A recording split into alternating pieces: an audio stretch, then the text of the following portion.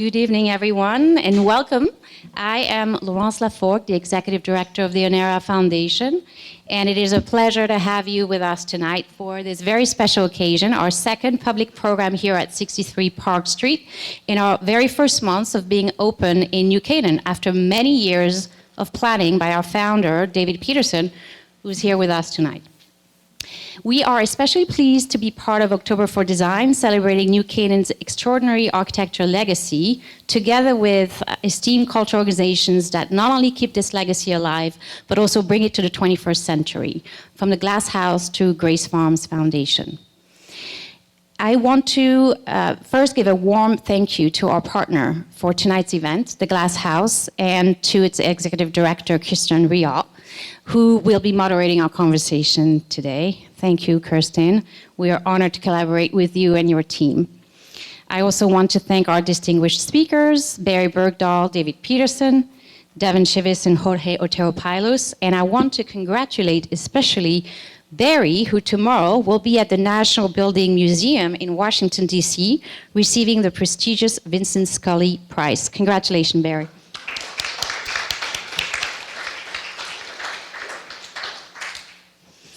The Onera Foundation was founded in 2018 to educate and advocate for the preservation of America's significant architecture. At the heart of our mission is the belief that America's significant architecture is a vital part of our culture, worth protecting in the same way that we safeguard other national treasures. Since then, we've supported scholarly research through the Onera Prize at Columbia University and funded creative projects like Devin Chivis' Harvard 5 documentary, and Jorge Otero Pylos' public art exhibition on Park Avenue last year. The foundation has also published David Peterson's award-winning book on the Cold War era US embassies, a subject that naturally became the focus of our first exhibition cycle here at 63 Park Street. With our new space, we want to present the most innovative and creative approaches to preservation, ways of engaging with architecture that both honor a building's original intent and open up new possibilities. This is why our first exhibition is by Jorge Otero Pylos, whose artistic approach to preservation reveals the many layers of history embedded within the buildings, while sparking our imaginations about their possible futures. On view across the first floor and the garden level is his exhibition, Treatise on Defenses, which features sculptures made from the salvage material of the Saarinen Design US Embassy in Oslo, alongside drawings and an artist book of prints that Jorge created while restoring the embassy building after it was decommissioned by the State Department in 2017. Also on view on the first floor is a focused presentation on embassy designs by John Johansen and Marcel Breuer, who, as many of you know, lived and worked in New Canaan. In the same room, you can also see and have a glimpse at Devin's film, which beautifully captures the ideals of this remarkable generation of architects. Tonight's conversation is being recorded and will be made available on our website. I encourage you to sign up to our newsletter and follow us on social media to watch past program and be the first to hear about our upcoming events. Once again, thank you for being here. And now it is my great pleasure to welcome Kirsten to introduce this panel conversation.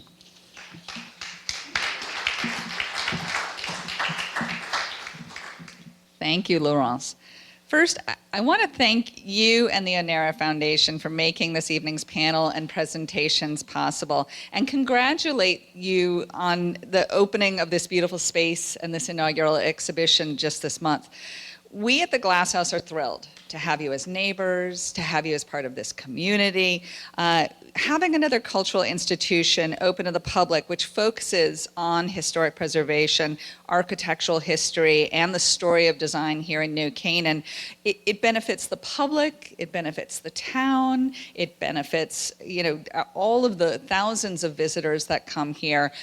I only hope, can I just say, I only hope that this is the beginning of some kind of real community or sort of a cultural hotspot here in downtown New Canaan that embraces visitors and has plenty of things for people to go and see, because it actually, at the Glass House just around the corner, it's always been a struggle when people say at the end of their tour, that was amazing. Where can I go to learn more? And now we have a place. So congratulations again.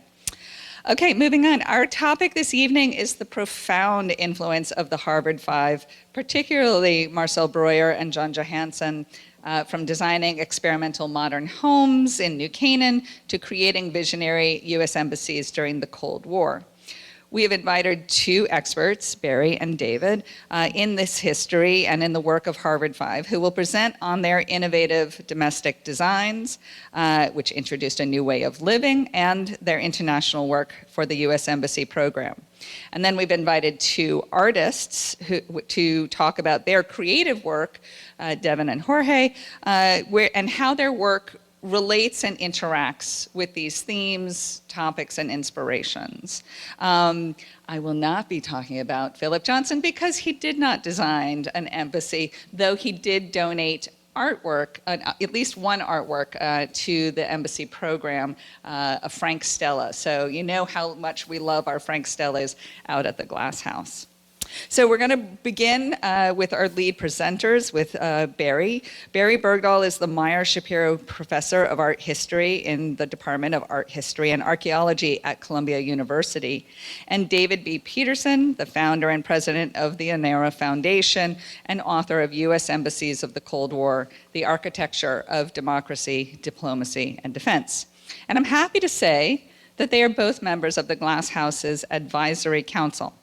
I'm constantly inspired by the supportive community around the Glass House, around modernism and its preservation. And in that, I include not just this panel of speakers, but all of you in the audience who are so familiar to me at this point, after just 2 years being here in New Canaan. That support is always felt and always welcome. So it's a wonderful circle of people. So I'm going to ask Barry to begin with his presentation, and then David will follow, and then we'll have a conversation. So thank you. Please join me in welcoming Barry Bergdahl.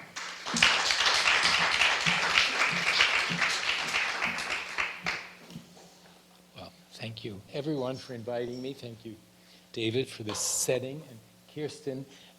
If I speak too long, would you just glare at me, and I will, and I can invent a conclusion at any moment, all the more because I'm incredibly intimidated to speak about New Canaan to people who know it well, who live here, who partly grew up here.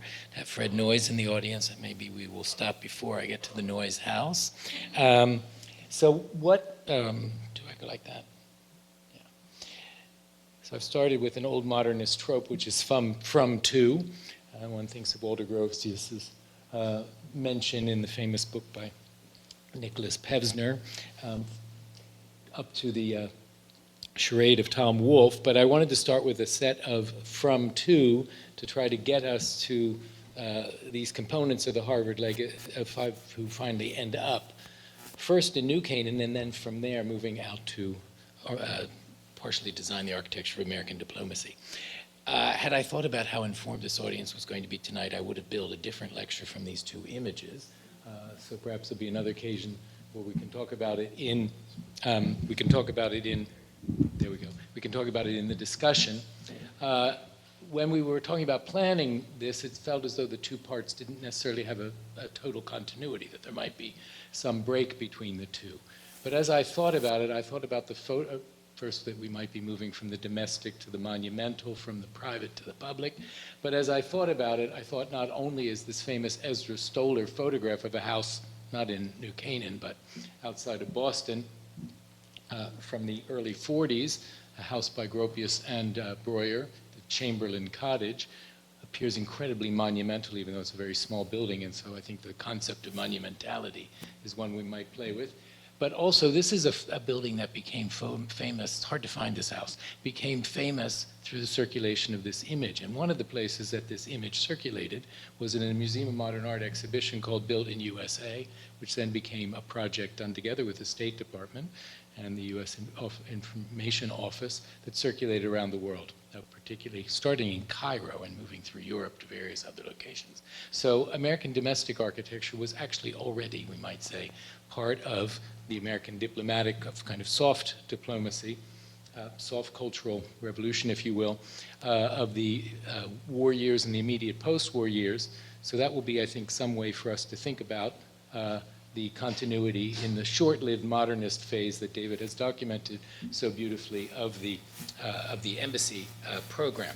So that is an unusual view of Breuer's embassy in the Netherlands, also in the process of being decommissioned. So this from to, we might say, is going to take us for a series of translations, ones that perhaps are well known to you, translations of the actors of the European arts and architecture avant-garde to the United States in the midst of the 1930s, the Depression, of the translation of their interests and their commitments, we might say, from German and Hungarian into, for the older ones, into American English, and of the translation of a largely residential architecture into a language for Pax Americana in the Cold War.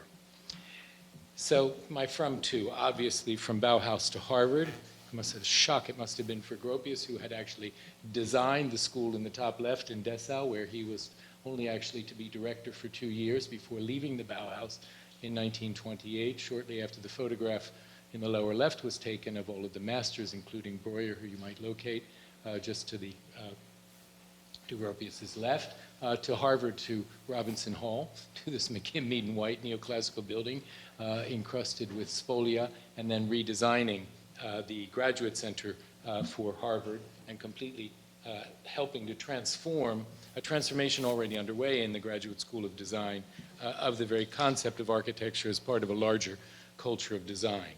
We might say that here's a kind of from a heyday, from a leap in the air, from a moment of joy, to boots on the ground, as it were, to the Nazi involvement in the closing of the Bauhaus, first in Dessau and then its temporary quarters in Berlin. I'm going to put forth a rather provocative hypothesis that perhaps the Bauhaus would not have acquired its legendary status that it enjoys even to this day had it not only had a longer existence. Its simple 13-year existence and the dramatic way in which it was closed politicized the memory of it and began to associate the Bauhaus with the fragile policy of the fragile project of democracy.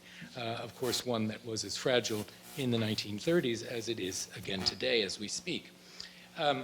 They did not first leave the Bauhaus destined for the United States. Our main protagonists, who were going to be the teachers of many of the Harvard Five, or we could maybe call them the New Canaan Five, Walter Gropius and Marcel Breuer, equally Moholy-Nagy, leaving for the United States. All three of them first went to London.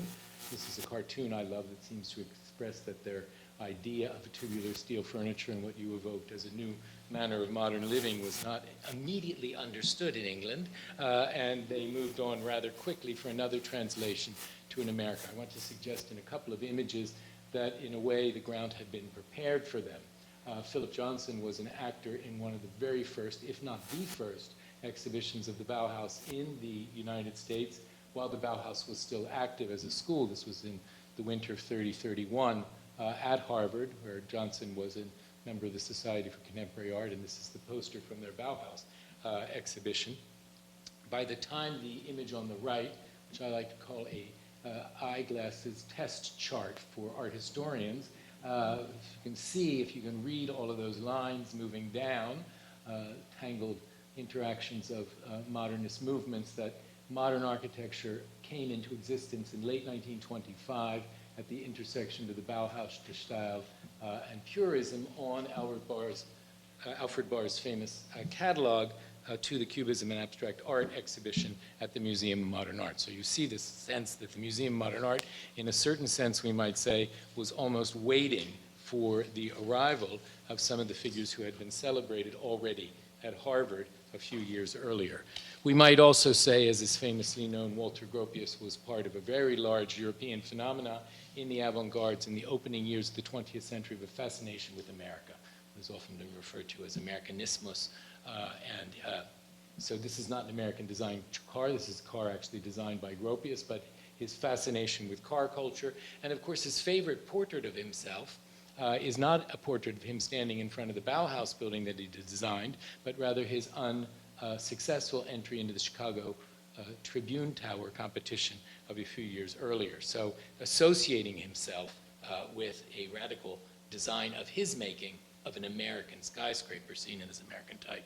So to continue with our from Cambridge to New Canaan, I think by now in this audience it's fairly well known how that happened, but I think it's also interesting to put into juxtaposition the top two, which are Gropius's house on the left and the top right, Marcel Breuer's house. You can still visit the Gropius house in Lincoln, Massachusetts, and across the lawn from it is Breuer's house, which you see there, which is still occupied privately. I guess one question for discussion is what's going to happen between this first embrace of American wood construction and an attempt to reinterpret what Gropius had just designed at the Bauhaus in steel and in concrete, particularly into American everyday wooden construction. And in that way, he thought, in a certain way, he was domesticating the Bauhaus to its new setting. I chose this image of a very peaceful moment between Marcel Breuer and his young wife, Connie Breuer, on their cantilevered porch in New Canaan. We'll return to that because I think that house represents the way in which, in fact, in New Canaan, Breuer's architecture entered a new phase of experimentation. That too we can come back to. So this idea that something is already being prepared before they arrive, I want to talk about the concept briefly of the vernacular, commitment to not only studying the vernacular, but trying to create a new vernacular for modern society, for the emerging mid-20th century. This was a shared goal of almost all of the modernists, including our emigres, and including those who would end up based, particularly Breuer, in New Canaan, and shared by the Americans who were educated under Gropius and Breuer at the GSD, John Johansen, Elliot Noyes, and others. So Breuer, we might suggest, was already, in a certain sense, conditioned to think about the idea of the vernacular. What is the vernacular for them? Is that which is produced naturally, that isn't imposed as an intellectual. So this might seem very paradoxical given the avant-gardes. Breuer had come from a context in Hungary, in his native Hungary, in Pécs, which was very invested in the idea of ending the historicism, the revivalism of the 19th century by looking back to the native architecture of the countryside, studying buildings like in the top left, to produce buildings like in the top left, to produce buildings like at the lower left by the architect Kaskarli, who is the sort of father figure of this Hungarian idea of the vernacular as that which would set one free from the revivalist culture of the end of the 19th century. This is hardly ever seen. I discovered it when I went to Pécs. This is one of the earliest paintings by Breuer, and you can see how aware he was, even as a high school student, painting of a friend of his, of European currents of the avant-garde. So how to bring together the avant-garde and the vernacular. That, we might say, was one of the projects of the Bauhaus in various moments. This is the building of the Bauhaus in Weimar, inherited from the earlier school there of Van de Velde, and I would propose, we could spend an hour on this topic debating it, that the building itself is a kind of hybrid between a vernacular of the industrial age and a vernacular of the farmhouses of the region. And indeed, those two themes come together very much in the literature, in the writings, and even in the, we might call them the photo albums or the photo manifestos, from which particularly the young Breuer, and I'm going to focus now on Breuer as we gradually are going to associate him with Walter Gropius and then liberate him in the big explosion from Gropius at the GSD, which is going to send him south to New York and to New Canaan. On the left, the early 20th century fascination with trying to go back to the period of architecture around 1800 as a moment when the vernacular was still shared by everyone. There was a common culture. We could say that what the avant-gardes are trying to do is to create a possible shared modern culture for the contemporary. And on the right, these famous images collected by Walter Gropius, Le Corbusier, and others of industrial architecture from the Americas, particularly grain elevators, which they saw as having a monumentality and a geometric abstraction that was produced by engineers not worried about style, but simply creating from a response to the needs of the building. We might say those two things are going to play themselves out in the Bauhaus, not only in its design of domestic architecture, but in its obsession with the possibility of the reproducibility of an architecture, which we associate with prefabrication. This might at first seem a contrast, the first building built by the young people who were gathering around Walter Gropius to become architects. Bauhaus initially didn't teach architecture. This famous Sommerfeld house in Berlin. It's in fact made out of inherited, this is for Jorge, made out of inherited timber, redeployed timber. It's a kind of Jorge Payos and on the right, Breuer's project for houses for the young masters has prefabricated light floating blocks of steel frame and panel. So let's get them to arrive in America because we need to get them finally to Connecticut, but they're going to land first between Boston and New York. On the right, the guest book of the Museum of Modern Art, in which almost all of them sign in 37, 38. And on the left, a photograph from the 1938 Bauhaus exhibition at MoMA, which features a house that they were just completing on the Massachusetts coast at Cohasset. But just these two quotes I want to give to you. This is Gropius writing to Breuer in 37, trying to convince him to come from London to Cambridge. And all around us is fine white painted wooden houses in the colonial style. It's nice to say this in this building, which will enchant you as they have me. They are in simplicity and in functionality and unity, entirely in keeping with our line, with our thinking.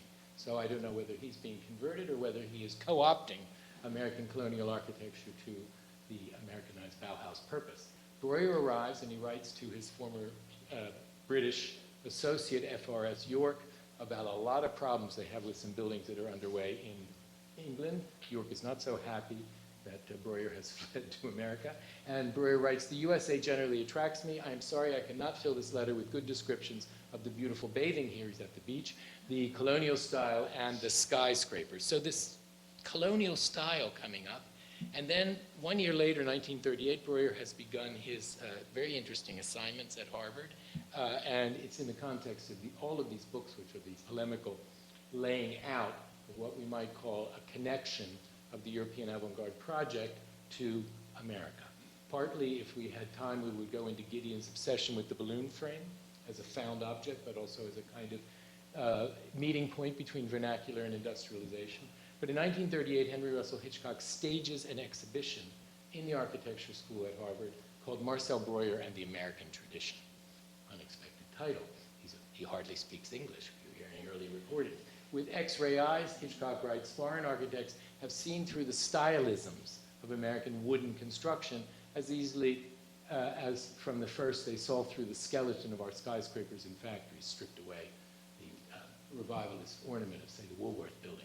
Since the particular ways of using such materials as wood or brick or metal, to which we are habituated as traditional, were new to them, they have seen them quite divorced from particular stylistic expression as belonging among the raw ingredients with which a valid contemporary architecture could and should work as freely as with new materials, etc., and methods." So Hitchcock, in a certain way, being handmaiden to this argument that the modern idiom reinterpreted or translated from the Bauhaus to a New England modernized colonial might be the product of Breuer and Gropius and their students. And this comes in this wonderful spread in the Architectural Forum, which at first looks like it's a comparison between a colonial house and the same house I just showed you on the Massachusetts coastline of Gropius and Breuer. It's called The House Divided, obviously a reference to the Civil War and to the fight between tradition and modernism in America in 1940, right in the middle, right on the eve of America's entry into World War II. But actually, the building on the top is a colonial revival house. It's also contemporary architecture. And it goes on to show how they have certain features in common, etc. So that in itself, Jorge and I could probably develop a whole seminar around what's going on here in this polemic, even the staircase of Gropius' house in Lincoln. So let's get us to New Canaan, and Kirsten will look at me and say, "Stop there." But I'm going to get you to those houses that excited people, or excited so much discussion in this town when they were first built and when they were first actually featured on house tours. This was a moment of, we're in the, now in the mid-40s. America is in the war. The GIs are going to be coming home soon, it is hoped. They are going to be helped by the GI Bill, and they are going to be helped by new access to mortgages, and America has a housing crisis. And so the studios at Harvard are thinking about this. Everybody is thinking about it. Breuer wants to convince the young couple. He says, I'll be home from the army soon. This is what I'm going to build, a little neo-colonial house for you. And Breuer says, no, I can deliver to the site my Class 2 point house, which is prefabricated on the principle of an airplane wing, and that takes the tradition of the American frame house and revolutionizes it for prefabricated production and for, as you can see, an entire open living floor. So your new living functions, a new vision of modern living.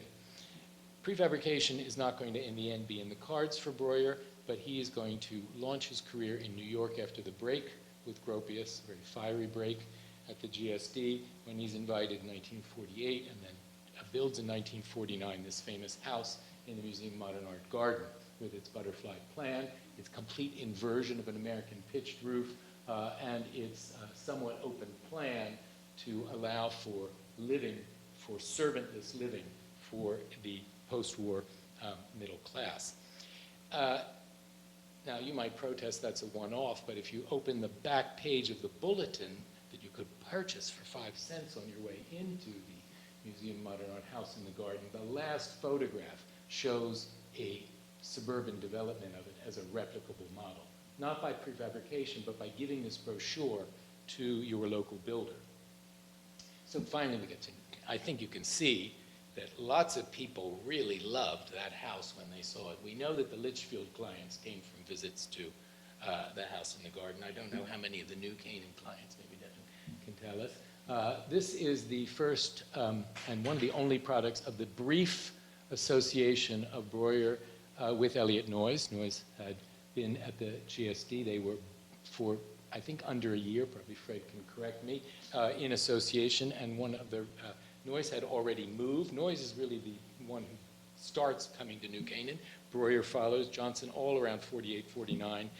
They are arriving. So this, I don't know if it's Kniffen or Niffen house. What is it? Niffen.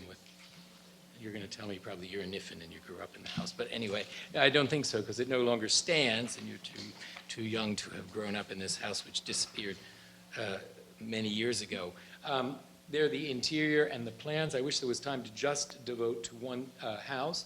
But this house for Ogden and Catherine Niffen, they had seen Breuer's own house here, which we'll turn to in a moment, in New Canaan. They probably had also been to the Museum of Modern Art. That was a great imprimatur for these houses here.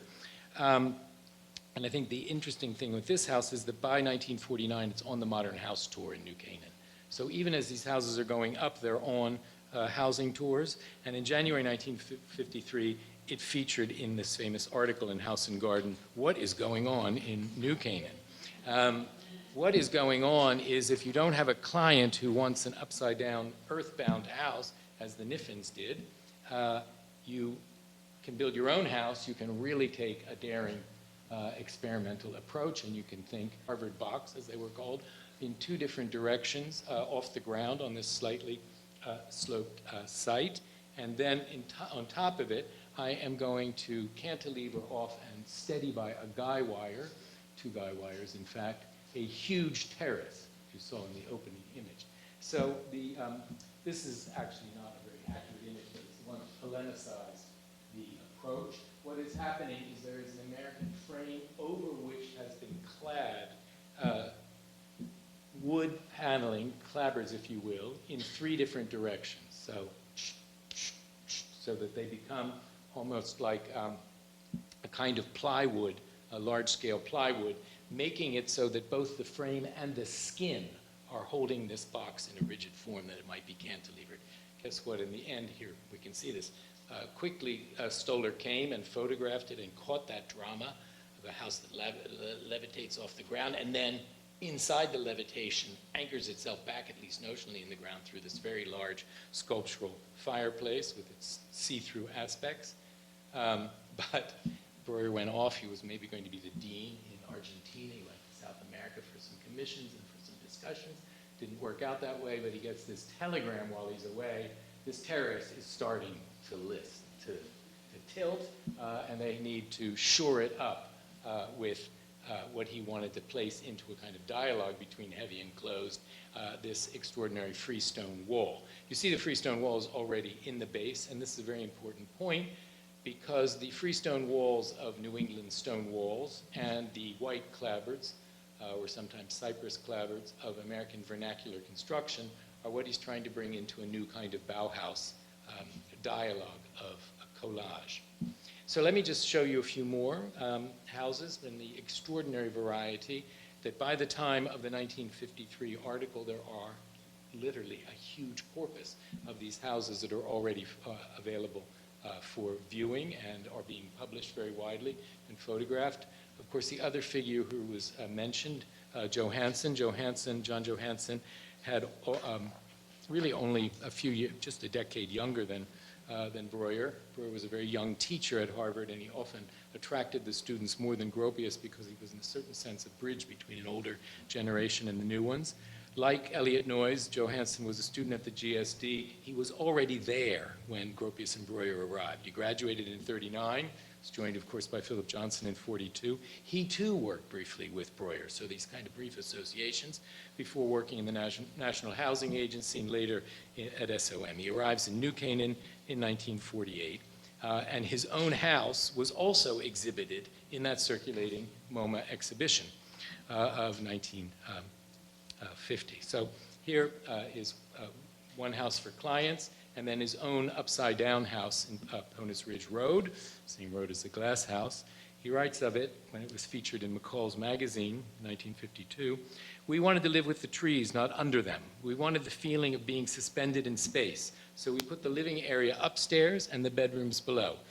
Idea came, he says, from Breuer, who talked to us about the Hungarian farmhouse, return to the vernacular, with the cattle underneath. Too bad for the kids, the cattle underneath. So there's already, but I think already in this house, Johansen seems to change in my final slides.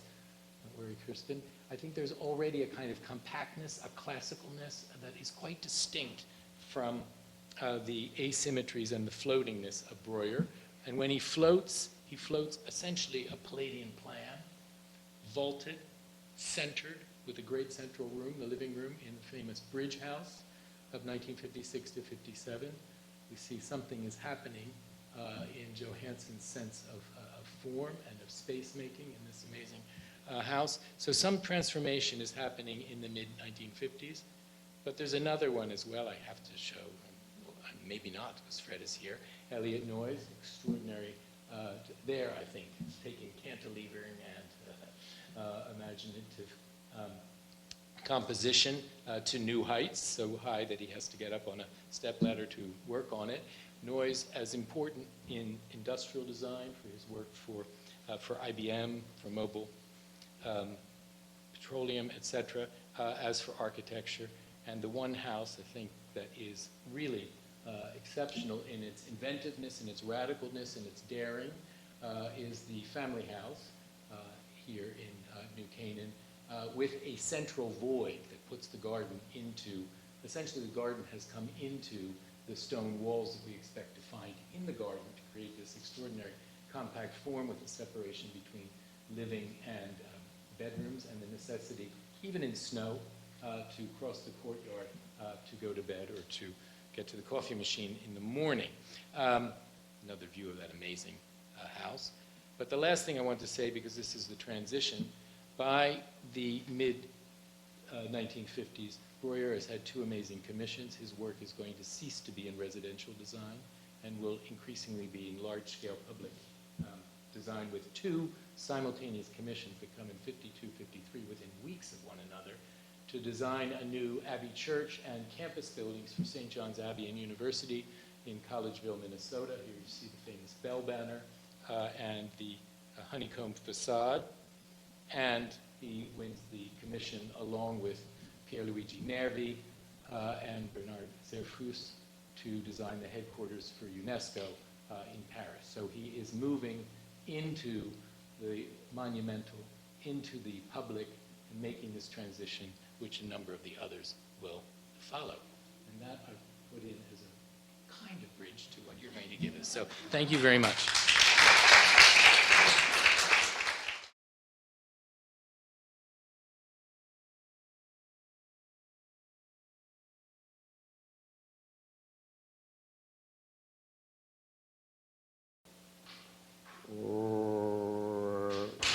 here. This is the London embassy. So this is if you went in for a visa, you go in on this left. So typically embassies had 3 entrances. The one on the left was to get visas. The diplomats and the business of the embassies was in the central entrance in the front. And that's kind of hard to see. This says not U.S. Information Agency, but it's U.S. Information Services. U.S. Information Services managed the cultural diplomacy in the embassies. This is the embassy right behind you on this wall. This is Saarinen's embassy in Oslo. So you can see here in the corner, U.S. Information Services. Again, main entrance for diplomats and business of the governments. And if you were going to come in, you'd come in here for getting a visa. You can't really see here because it was on a different floor, so I didn't want to show too many slides. But you'd come in here, there was an exhibition space, there was a library, and there was an auditorium in the basement. So these are some of the libraries that existed in the day in the embassies. The embassy in London had over 100,000 visitors a year. There were over 75 people working in the embassy, in the library. And auditoriums. So you could go watch a broadcast of US News, you could hear lectures, kind of like tonight. You could do a little bit of that. And you could watch movies about America. This is one of the biggest blockbuster shows for abstract expressionism that was at the embassy in London in 1962. You can see on the upper left the quality of the abstract expressionists that were exhibited at the embassy in London. In the day, they called it action painting. It was considered the most free-form art you could do. It wasn't figurative, it wasn't cubism. But this is the quality of the artists that were at that exhibition. Just the world's best. And remember that we were in a Cold War against Khrushchev and the Soviet Union. This is what he had to say about abstract expressionism. The funny part of that is that painting sold about 5 years ago for over $100 million. So maybe not so crazy. So let's look quickly at some of the embassies. For those who like sports analogies, if this was the NBA or the NFL, this was the best of the best.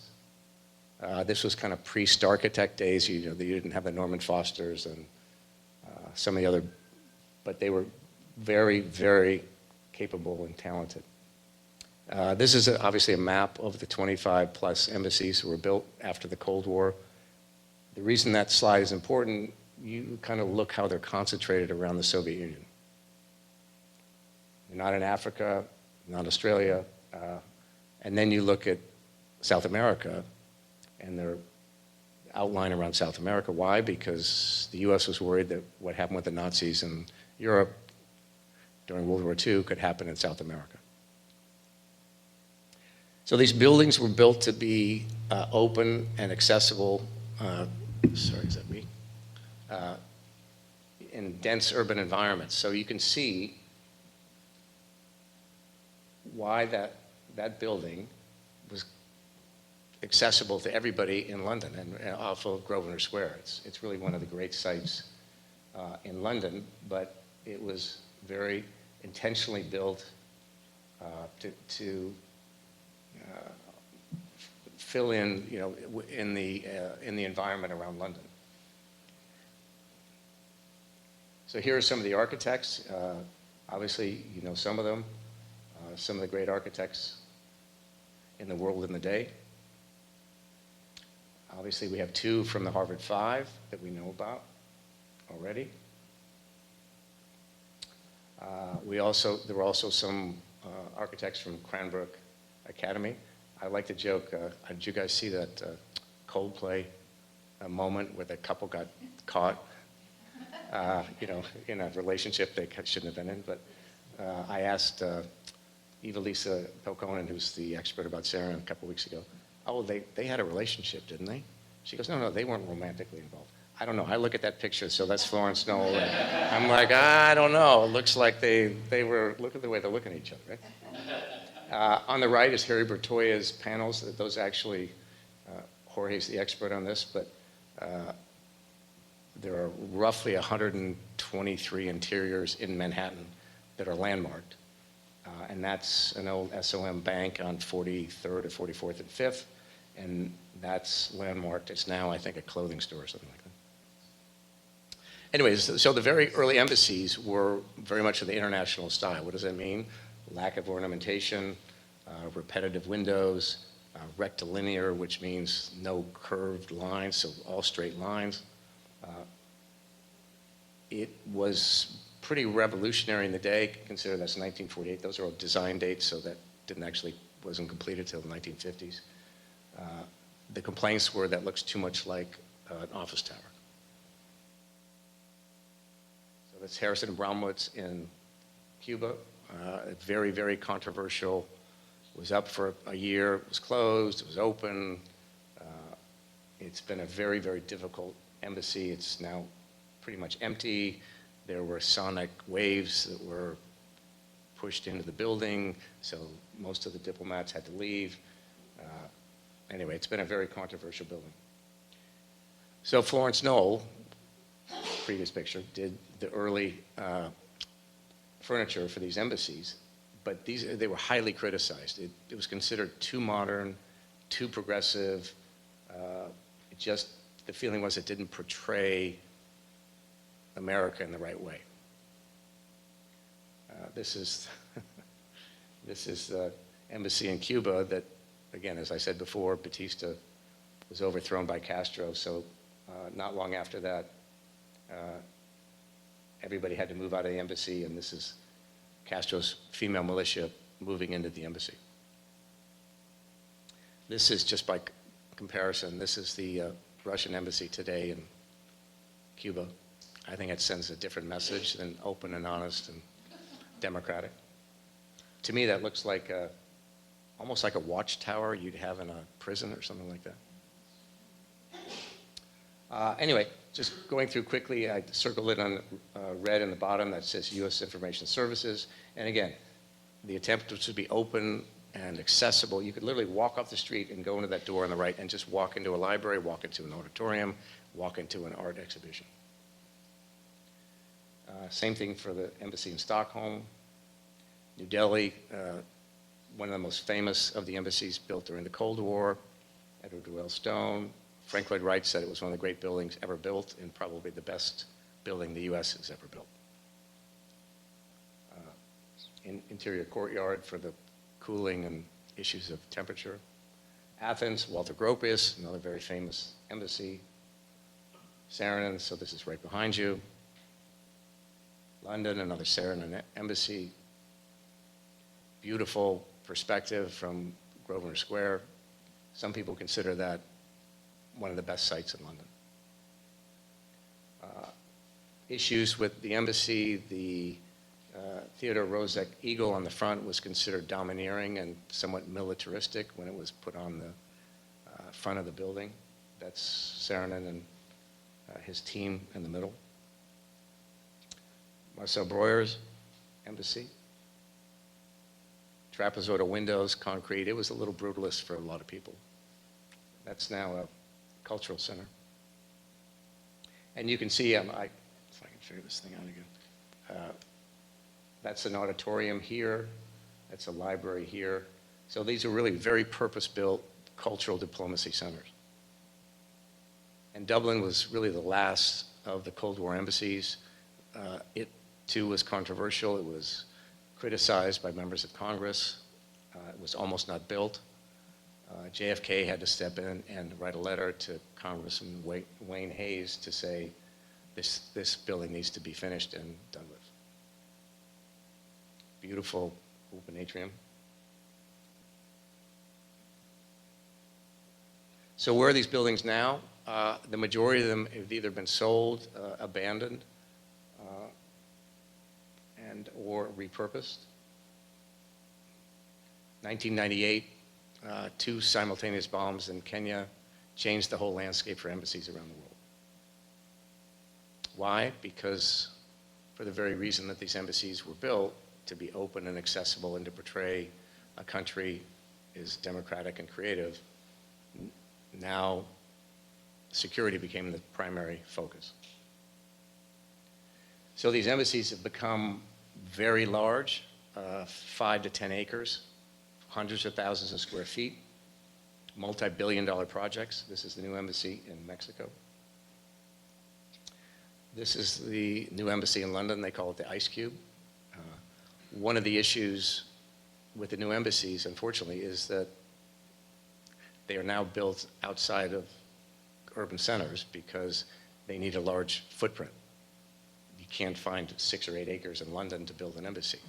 So this is 30, 40 minutes outside of central London. Really not accessible and open. This is one of my favorite new embassies. This is Jeannie Gang, one of the great female and great architects working today in Brasilia. This is the new embassy in Vietnam. The good news is that the cultural diplomacy of the embassies, while it's no longer going to operate within the embassies, there are no more libraries in the embassies, there's no more auditoriums, but art is still a very important component of the embassy public diplomacy. However, and that's Frank Stella on the bottom right, they are not in the embassies. They're on the exterior of the embassies for security purposes.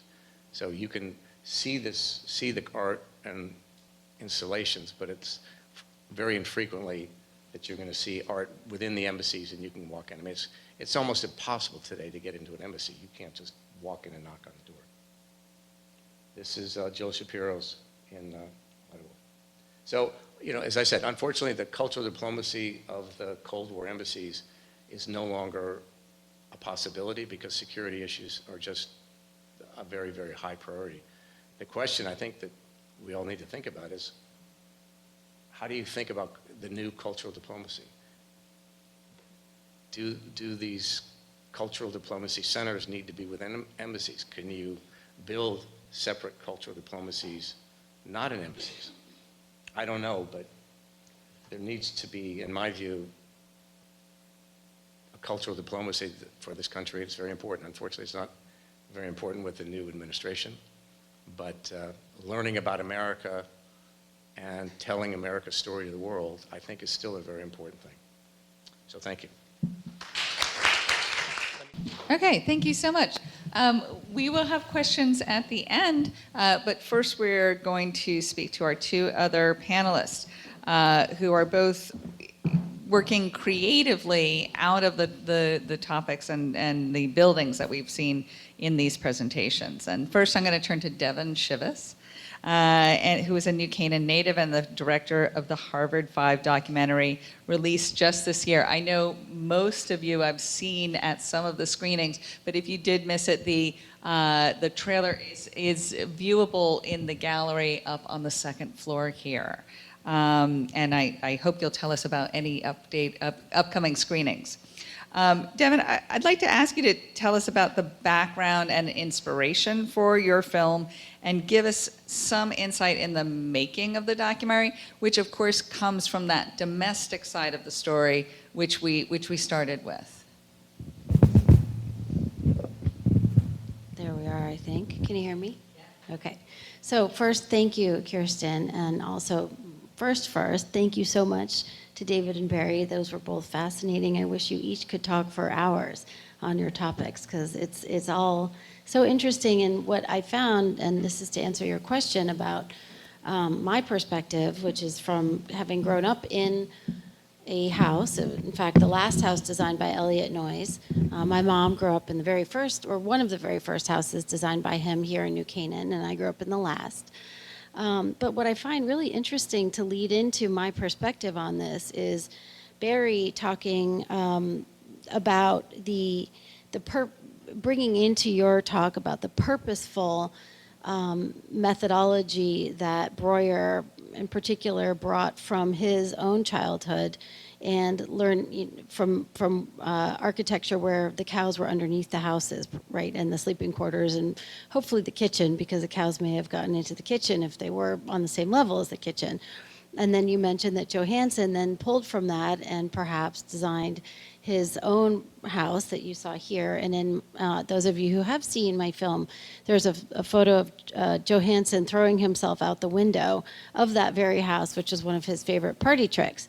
But I love that transition from purposeful also to purpose, which I think, David, is what you bring to light here, where the purpose of using this type of architecture was to give a particular meaning or to define the United States, to give it a character around the world as being as openness, as representing the idea of freedom and anti-communism, and that was purposeful. So we go from purposeful, which you touched on, Barry, to purpose, which you touched on, David, to my experience, which is really kind of bringing it down to actual, both of those things, purposeful and purpose, in the home that I grew up in, which again was designed by Elliot Noyes.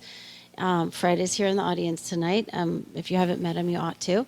But the inspiration then, to answer your question, is that having grown up in this house, I never realized how unique it was, to be honest, because I had the home I grew up in, the home that my mom grew up in, which is also in New Canaan, the Breuer house. Again, I mentioned it, one of Elliot Noyes' first homes. And that was very normal to me. Now, on the flip side, my dad, who's also here tonight, grew up in one of New Canaan's oldest houses, which I think dated back to almost maybe 1700, 1710. That was also normal to me, which is odd. And we could really dive into that in terms of the colonial design and the parallels between colonial design and actually what occurred in the beginning and the origins of mid-century in this country. But that's a different topic. So as a filmmaker, Mom said to me, you really need to get started filming these people who are responsible for creating this architecture in this town. And I am a filmmaker. I was doing work around the world, and so I would come back to New Canaan and film in bits and pieces. And I was very lucky to film lengthy interviews with John Johansen, and then Jens Riesom, who is one of the foremost was one of the foremost furniture designers of the 20th century. And there are some other characters that I was also able to film before they passed, and I think that was an unbelievable experience to get them telling their story in that moment. So I think the real answer to your question is that it's an experience that I'm deeply connected with, deeply passionate about, but on the one hand had no idea how unique it was, and then on the other hand I have these great experiences being able to film people who were so revolutionary for the time. And when you mix all of that together, it's sort of like, I got to do this. It's no-brainer. So that was all the genesis for where the Harvard 5 movie comes from. So in that normalcy that you found growing up, it's just what you know, right? Later, as you grew up and became more aware and maybe moved towards making the film, do you feel that there was a sense here in New Canaan of the importance of these architects out in this wider world, out in public commissions, out internationally? Do you think that was sort of circulating here amongst the homeowners? Not really, to be honest with you. I think there were pockets of people who, of course, were part of that mid-century modern creative, call it a salon if you want to, of creative people who came to New Canaan because the Harvard 5 had already come here and they wanted to be a part of this creative energy that was going on. And then, their relatives and their friends and family. But once you hit the 80s in New Canaan, when everything bigger was better, you really started to lose a lot of that connection, I think, to what the mid-century modern architects and all the other artists, like the furniture designers and the painters and musicians, were doing at the time. So it's hard to answer that question in one sentence, but I do think that even if you were to poll today, there's a majority of the town that doesn't even know that the glass house is here. So I still think we have a long way to go in terms of helping people understand how important this town is for what it has. And whether that's the colonial architecture, again, in relationship with or relative to the mid-century modern architecture and arts that came out of the earlier 20th century, or just letting people know, hey, the glass house, that thing you may or may not have heard of, it's here and it's awesome. And so is the Noyes House, and so is Grace Farms, and that there is so much incredible history that is also still informing what the town is today. But really the answer to that question is I think there's still a lot of people who have no idea what's going on here. That flabbergasts me all the time. It's when I meet people who live on Ponus Ridge Road who say, yes, I've never been to the Glass House. And I think, but you could walk here, like Right? what's stopping you? So your film premiered in Palm Springs, and I want to know all the places that it's going, because I find it very interesting how I, as the director of the Glass House, I am invited to Mexico City to talk about New Canaan. I'm invited to Copenhagen to talk about New Canaan. People, at least out in the wider world, maybe New Canaan doesn't know, but there certainly is an international interest in what happened here and the story and the preservation efforts that are going on. So what are you finding in the distribution and in the response to your film? Well, that is, thank you for asking that, because I'll tell you that having worked on this film for 20 years, yes, you did not mishear me, 20 years, the response has been amazing. And it's been very rewarding, because I'm accustomed to doing films for channels and streamers like National Geographic, and you work your tuckus off and you make these movies, and then you never know what happens with them. You never know what the audience thinks or says or does. And this being so important to me, and having worked on it for so many years, it's like the best cherry on the top of this amazing sundae that is being received as well as it has been. And I agree with you that internationally there is perhaps more understanding and knowledge of this type of architecture and the importance of it. Perhaps because a lot of, certainly in Europe, Australia, other parts of the world were decimated, whether it was World War I or World War II, and had to rebuild. And so they were influenced by the thought and the ideas behind the importance of architecture and design earlier on than we were in this country. But again, what's been really great is the amazing reception of this film. And what I love most is that the main comment is that people say, I really learned something. And that is so cool to me, because as a storyteller, which is what I am at the core, for people to learn something and take something away is just, whew, that's enormous. So it's very exciting that I will let you know the Playhouse will be playing it again, because they have had so much demand. Probably this December, starting again this December. We had 2 opening weekends, and then I think they showed it something like 6 or 7 additional nights. But because it's been so popular and so much demand, they are going to start playing it again in December at the New Canaan Playhouse. But additionally, we've had calls from all over the country. We've played in San Diego now. We are currently in the Newport Beach Film Festival in California. We've just had a call from Kalamazoo. They want us to go and screen there and maybe do a little film about what architecture they have. So it's interesting to me in that it's kind of working. And what I always said to Fred Noyes was, this film is the thing that you can't transport a house. You can tell a story, and you can transport that story all over the world, particularly today.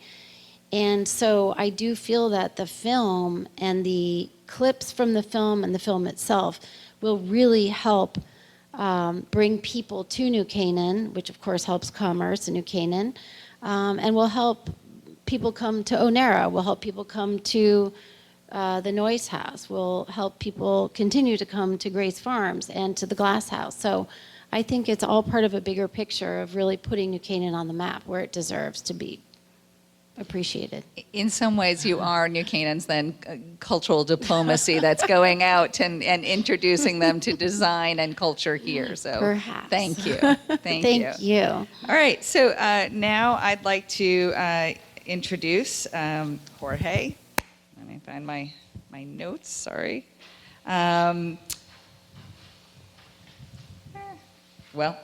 Jorge. There we go. Otero Pelos is the artist of this wonderful art installation, which if you came in late and haven't had a chance, it will be open for another 15 minutes after our talk. And it's called Treatise on Defenses. He's an architect as well as the director of the Historic Preservation program at the Graduate School of Architecture, Planning, and Preservation at Columbia University, where David and I both went through the program there.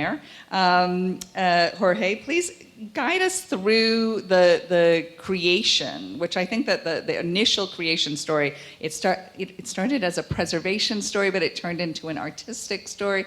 And I think that is so interesting because usually they don't. It's a path not usually taken in historic preservation. And then how it found its way here to New Canaan. It was so, beginning in around 2012, I got interested in these embassies that were being decommissioned and started working with students, traveling around the world to see what was happening and trying to help to imagine a new future for them. Upon reflection, I kind of jumped into it, but I think it was also deeply personal for me because I went through one of these embassies as I immigrated to the United States. I learned about how to become a student in the US by going to the library at the Madrid embassy. So it was one of these modern embassies. And so it became clear that they were being closed. And I was going back and forth to Norway. I was teaching in Norway, and I realized that one was also going to be closed soon, and that there were no plans, like what's going to happen. So we started working with the local authorities to help them plan for the preservation of the embassy. And they did. They were able to do that. There was an open competition. I entered with a team of local architects. We won the competition to preserve the embassy, and we started working with our architecture hat. I think we did a pretty good job. We preserved most of the interiors. We did a tremendous amount of work that's a separate project, but this really important atrium, which to my knowledge was Saarinen's first atrium, is preserved exactly as it was. And a lot of work had to go into that because a lot of changes had been made to it.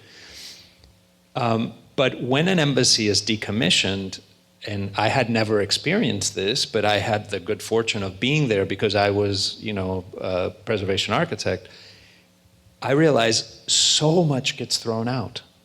The preservation authorities only have a limited authority. They say, okay, the walls, this interior, they draw very rough lines around a building, and a lot of the most interesting stuff got thrown out. There are these incredible secret vaults that we never got to see, so the authorities couldn't designate them because we didn't know they were there. So all that got thrown out. And the fence was going to get thrown out. And the fence, obviously, one of the things about historic preservation is that it's a lot easier to designate something if it was designed by a fantastic architect. So, because there is the original intent of the architect, Saarinen designed it. So they designated the embassy as it was in 1959. It meant that everything that was put in after 1959 had to be taken out. And the fence was put in 2002. And I thought, just viscerally, this fence is super important. It's about a third of the embassy's life. It's been closed off. Most Norwegians identified that as part of the building. And so I just jumped in and asked the developer to give me the fence so I could try to preserve it myself. And I was inspired by the fact that in this pool, Bertoya, who was a metal sculptor, had designed, he always collaborated, and David showed some of these images. They worked as a team. Saarinen, Bertoia, and Florence Knoll. Florence Knoll got her furniture business started in Europe because she got all the commissions to furnish all the US embassies. So she started setting up factories in Europe thanks to the State Department. And so this, in fact, this is the first instance, if you see this bench over here, the tulip, is the first design of a tulip stand that Saarinen ever did. It later became the famous tulip chair that's around, and tulip table that's around the corner. So it's a very important interior. And he asked Bertoia to design a sculpture for it. And if you notice, Saarinen had designed the atrium with not handrails around the balconies, but with these very long slats that are very similar to a fence, at least to my eyes. And of course, once you look at a fence, everything looks like a fence, but this definitely, to me, looks like two big fences inside. And I started thinking, he never wrote about it, he never said, I did a fence, but to me, you know, an embassy building is called a chancery, which is the Latin word for fence or gate. And to me, it's a symbol of a chancery to put a gate. You know, if you go to the British Parliament, Portcullis House is also a fence, the emblem, the symbol of it. And Bertoia had done a sculpture. It was a 20-foot, and it's at the Yale Archives, the sketch that he did, that was a metal sculpture that was a bit like a fence going up inside, and the State Department never bought it.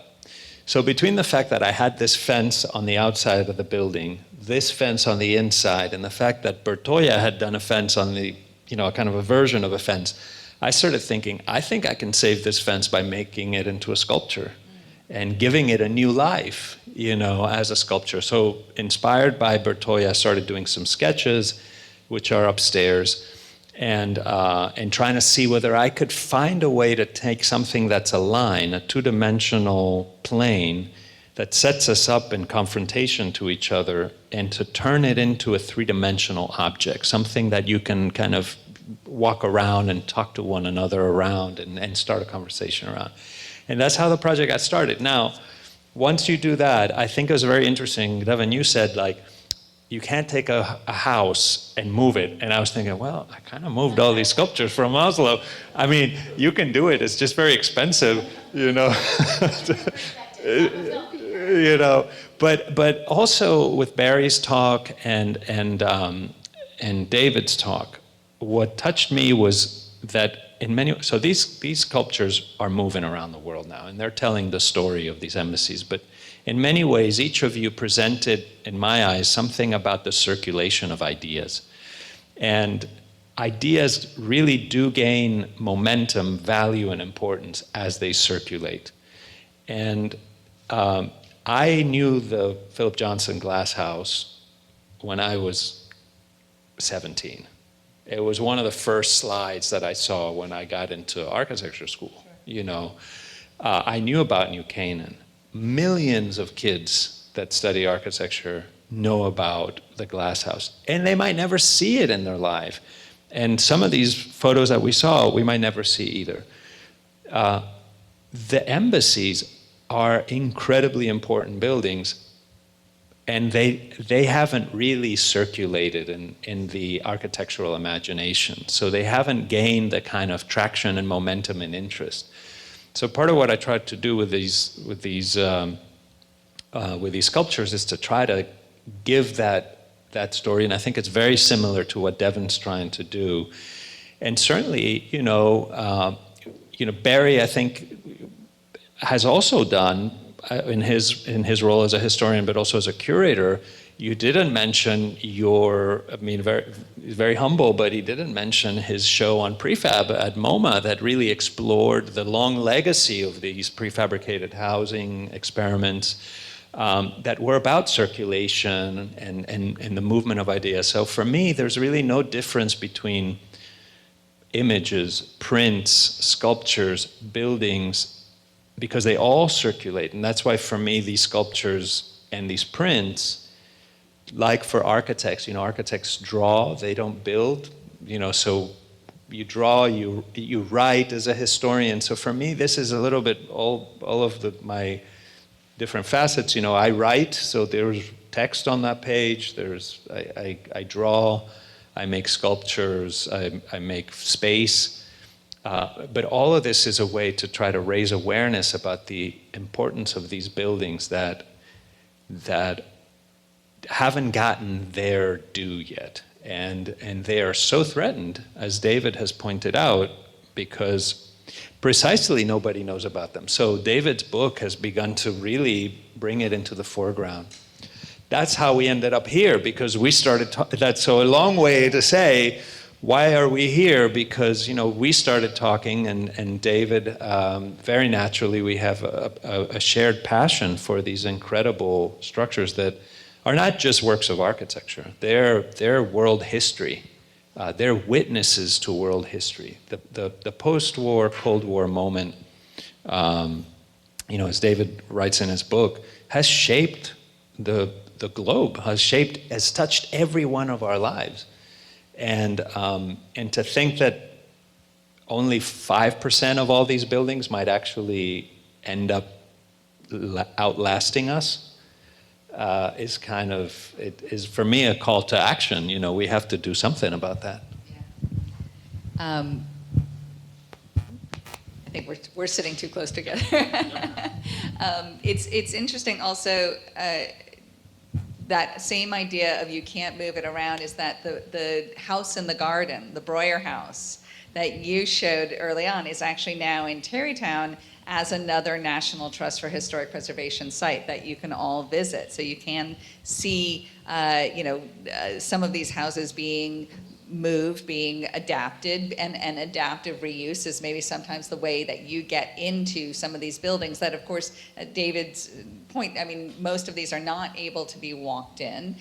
Is there something, maybe with this, I don't know if students in historic preservation today are grappling with this, but is there a natural or a sort of a most natural, maybe, adaptive reuse of, this is a question for both you and David, of these embassy buildings now that they are no longer really suited for their current use? Is it, you mentioned a cultural center, is it that? Is it hotels? Is it apartment buildings? What are we hopeful that they get directed towards? It's a great question. I guess a little bit late. Jorge and I are teaching a course this fall at Columbia on the Dublin Embassy and how to think about repurposing it. But it's a fascinating course, not just because I'm teaching it, but no, it's a fascinating course because it's one of the first co-teaching with the real estate school, the preservation school, and the architecture school. I think it's the only time it's ever been done. But part of the message is you got to think about a financial, economic way to save these buildings. One of the reasons I started this foundation was to help support significant historic architecture in this country.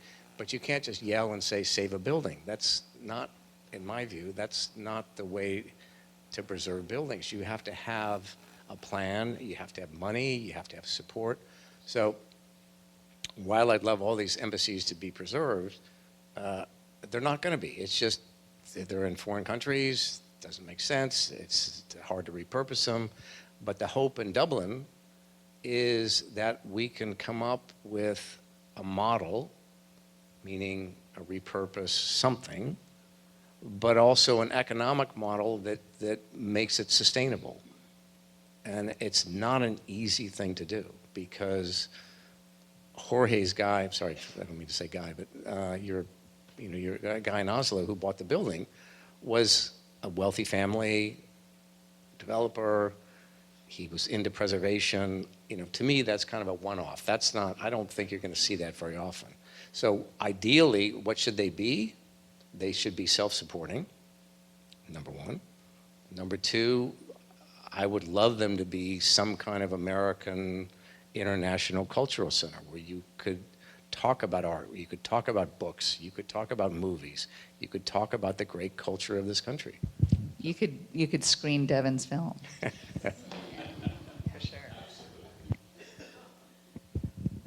Is there something, this is an audience of preservationists, is there something that we can do to advocate for this, for their preservation? Is there anything that you know, I don't know, to put our voices out there? Because they're far flung, far away from here, but is seeking them out, you know, as you travel? Jorge can answer, because he actually did a great job in Oslo, because and he's doing it now in Dublin, what you can do is get ahead of it.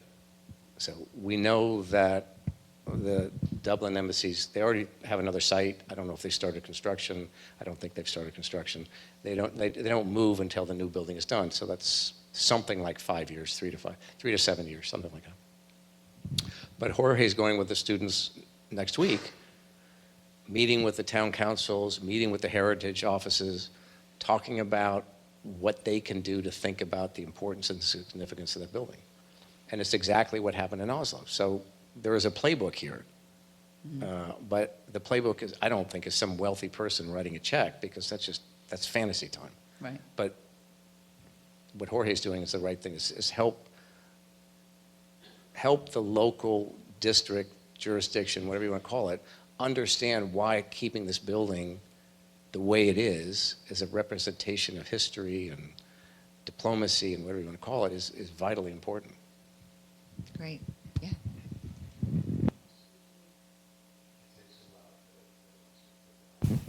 There you go. There we are. David, in a conversation we had, I don't know, close to a year ago, you were saying that one of the difficulties is that the property, and this is where you have to dive in, the property on which these embassies were built is owned by ... And that was either part of the difficulty or was something that we might be able to actually rely on. And I don't remember the exact details of That's that. the Do you remember difficulty, that conversation? and Jorge talked about it for a moment, but I didn't show all the slides I like to show, but the CIA was also housed in the U.S. embassies. We knew that. Many people didn't know it, but the CIA is tasked with doing their work outside the U.S. The FBI does their work within the U.S. That's by law and so forth. When the two bombs exploded in 1998 in Tanzania and Kenya, it was the largest FBI investigation in the history of this country. And people say to me, well, wait a minute, you're in Kenya, in Tanzania, how can the FBI? Well, those pieces of property were considered sovereign U.S. territory. It's as though it happened in Cleveland or Minneapolis and so forth. So, but it's also one of the challenges that Jorge knows about. The local town, city, jurisdiction, really not much they can do until it's purchased by somebody else. They can't, they have no jurisdiction as long as it's a U.S. embassy. Actually, in fact, you can't even go into a U.S. embassy if it's on fire. The local fire department has to get authority. So it is literally like a bunker that is owned by the U.S. And so that's one of the reasons it makes it so difficult to protect, is because, as Jorge knows, until the Oslo embassy was vacated, it wasn't then, but there were secret rooms with the embassy that the local heritage office didn't get to see, so they couldn't landmark it, so they landmarked the rooms they could see. Interesting. Barry, that photo that David showed of the lobby of the Havana embassy, I mean, it basically could have been the living room of the glass house plopped down into Cuba, and there it is. As he was showing the different slides, and you've seen his book and you know this topic, do you see where that domestic scale evident here in those houses in New Canaan was sort of then translated that directly? I mean, was that sort of a norm that you would translate from the domestic house? I can think of some of actually Philip Johnson's small buildings that then you just start stacking them, and they, a little bit, like you can take the glass house and put it on top of the brick house, and you have the Rockefeller guest house at double height. But is there something was there something in that sort of a conduit from the ideas of these houses that you can see directly into there, or that we can all see? That's a tough one. I'm glad this is not an oral exam. And it was my last No, question. because what struck me, it's interesting you saw it and you saw glass house because, there's a Barcelona chair on a carpet, and there's a carpet that for some reason is supposed to designate a space in a free plan. I looked at it and thought, that's the language of the American corporate lobby of that period. So, but I suppose. Interesting. We all because, see then what we right. are looking for. And of course, when you have a wealthy client, they might want a Barcelona chair, which has 3 characteristics besides its design brilliance. They're extremely expensive. They're unbelievably heavy, which is why Mies tends to draw them on, and Phil Johnson in turn, draw them on the plan because you're not supposed to move them. And they're big. So they're bigger than most people. It's a small throne. So it's not, to me, the Barcelona chair does not conjure up home, despite Tom Wolfe telling us that every Yale student mortgaged their parents' house in order to have one in their dorm. So, I don't know. I mean, members of the audience might feel differently, but. Speaking of members of the audience, I think we're just at the end and just have a few minutes left for some questions. And Laurence, did you want to handle that? Sure. Okay, Actually, great. Could I ask David a question? Please. While they're thinking Please, of theirs? yeah. And Jorge, because you're doing this fascinating work on the issue of embassies. Is this, on one level, I know the answer is going to be yes, but I want to know if it's going to be yes, but. So is this uniquely an American story? What is the situation of embassies of other countries? I mean, obviously, the U.S. is what you did show was the Soviet embassy. So is there anything parallel in the world of embassies between embassies deciding that they're going to leave central locations, that they're going to save money and become bunkers on the outskirts? I'll let Jorge answer, but I forgot to mention that U.S. embassies are in capitals of the world, not in anywhere else. So that consulates are in the larger cities, but always in the capital cities. If you go to Washington, some of the Nordic countries have built very progressive, very modern, very beautiful buildings, embassies. So clearly not during the Cold War because the Soviet Union was anything but, they were doing the neoclassical, semi-Nazi, architecture. But yeah, I think the understanding is probably in the last 20 years or so. And again, if you walked around some of the embassies in Washington, you'd see. But there's a real sense that architecture speaks. And while it may talk, it may not have a volume, it has an identity. And I think it's pretty clear that other countries have gotten behind the understanding that a building portrays a certain image of a nation. And I'm excited by it because it's growing.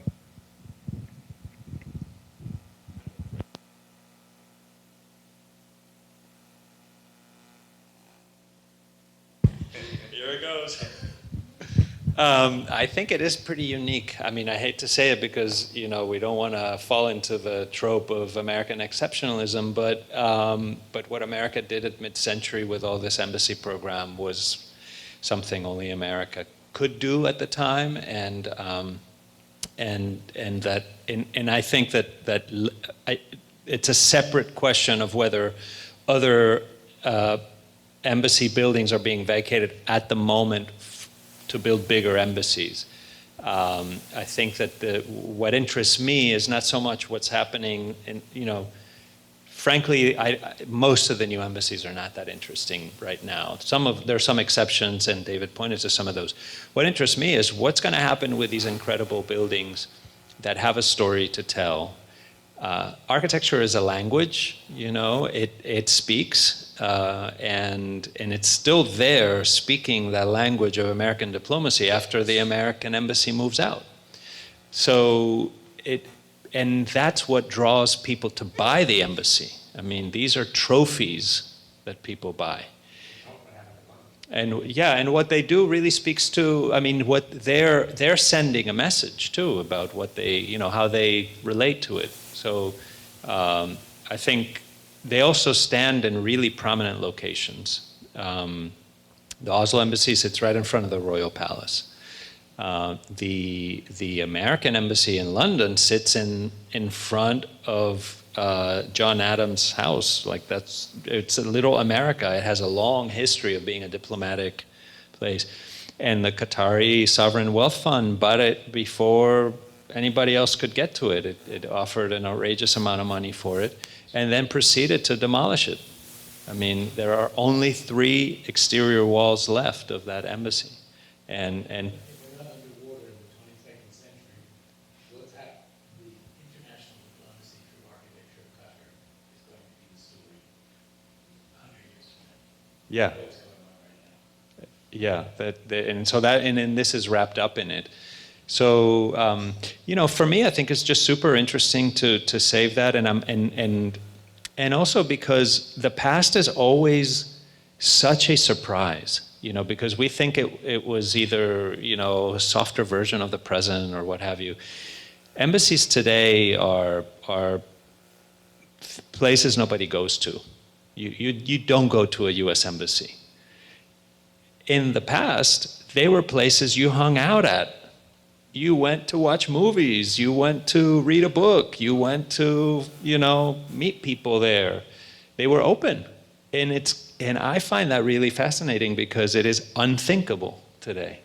And so that's where I think for me also the power of historic preservation is it is a challenge to the status quo. The past can somehow, help us to think that the future can be different, because not so long ago it was very different. I think it would be wonderful if we could go into a U.S. embassy to grab a cup of coffee and, watch a movie.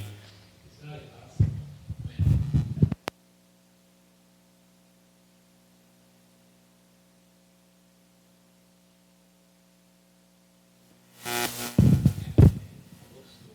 And an incredible cultural program.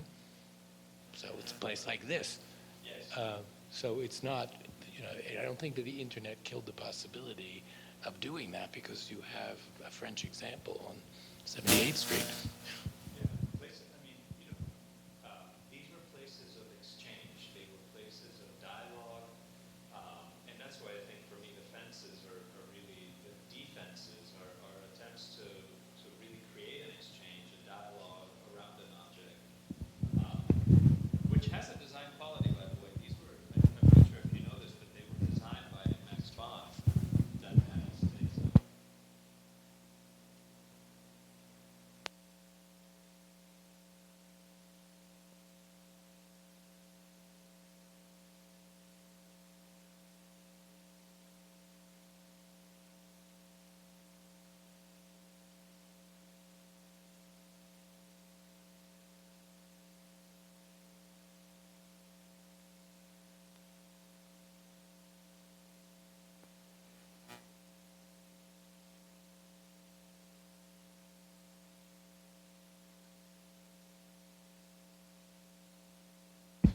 I'd be remiss if we just didn't remind people that because of this interest that there's an Eero Saarinen exhibit at the New Canaan Museum just 200 yards from here, and it was brought to us by the Detroit curators. So just so Eero Saarinen, not far away, and just to call that to everyone's attention. Absolutely. It's an incredible exhibition over at the New Canaan Museum and Historical Society. And if you haven't seen it yet, I encourage you to go over. And speaking of seeing exhibits, if we don't have any other questions, then I think that we should give people time to take a look and to look around. Our speakers will be here to answer questions if you want to come up and talk to them as well.